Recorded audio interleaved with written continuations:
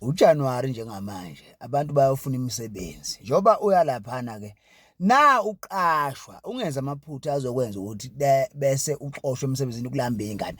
iboss yakho noma iyakhuluma ukuqasha amatha angakanani eyisinini ungaboni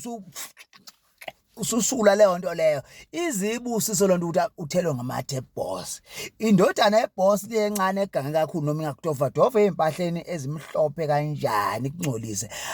wena okulindeleke kuba ukuthi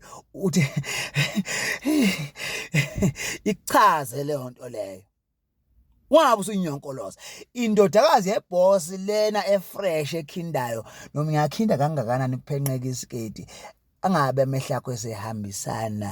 adlule namathanga ayo imistake enkulu kabi ngabe uyenzileyo unyukubezile leyo ndodakazi indodana yeboss lendala noma ingathi hambane yolanda izingane le phansi kwaDabhasi la wathi khona imoto ingaze fike khona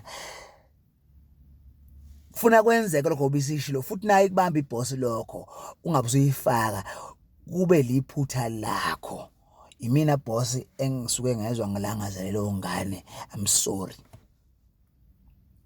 nakade kufike unkosikazi weboss wafika namhlanje wangayibiza nangesibongo wathi mthuthuzeli ukuphi wangena eoffice umfazi naye phuma umfazi lapho ehamba akulona usuku olukahle wena uthi ungathi nje usuyaqhamuka uzothi boss